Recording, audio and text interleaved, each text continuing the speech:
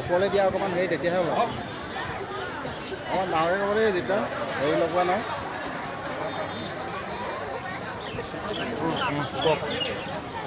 নাগৰিকত্ব সংশোধনী বিধেয়ক 2016 বাতিলৰ দাবীত আজি সমগ্ৰ অসমৰ আঞ্চলিক ছাত্ৰ সন্থাসমূহে এই প্ৰতিবাদী কাৰ্যসূচী গ্ৰহণ কৰিছে। আমি তিয়ক আঞ্চলিক ছাত্ৰ সন্থাই আজি বিক্ষোভথলীৰ পৰা এটা কথা আহ্বান জনাব বিচাৰিছোঁ অসমৰ মাননীয় মুখ্যমন্ত্ৰীগৰাকীক।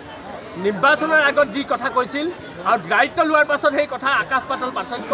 আমাৰ মূল কথাটোৱে হ'ল অসমৰ জাতীয় নায়ক আখ্যাত মুখ্যমন্ত্ৰী সৰ্বানন্দ সোণোৱাল আৰু জাতীয় নায়ক আখ্যাত মুখ্যমন্ত্ৰীগৰাকীয়ে অসমৰ হিন্দু নাগৰিকত্ব বিধেয়ক 16 বাতিলৰ কাৰণে যি বলিষ্ঠ পদক্ষেপ গ্ৰহণ কৰিব লাগে আৰু উত্তৰ পূৰ্বাঞ্চলৰ মেঘালয়ৰ মুখ্যমন্ত্ৰীগৰাকীয়ে এই বিধেয়ক বাতিল কৰিবৰ কাৰণে কেবিনেটে সিদ্ধান্ত গ্ৰহণ কৰিব পাৰে, কিন্তু অসমৰ মুখ্যমন্ত্ৰীগৰাকীয়ে এই ক্ষেত্ৰত কিয় নীৰৱতা অৱলম্বন কৰি আছে এইটো এটা ৰহস্যৰ বিষয়। তেওঁ নিজৰ স্থিতি স্পষ্ট কৰিব লাগে আৰু অসমৰ 855জন শ্বহীদৰ আত্মাৰ চিৰশান্তি কৰিবৰ কাৰণে তেওঁলোকৰ আত্মা সদ্গতি কৰিবৰ কাৰণে তেওঁ বলিষ্ঠ পদক্ষেপ গ্ৰহণ কৰিবৰ কাৰণে আজি এই প্ৰতিবাদথলীৰ পৰা অসমৰ মাননীয় মুখ্যমন্ত্ৰীগৰাকীক আমি আহ্বান জনাইছোঁ।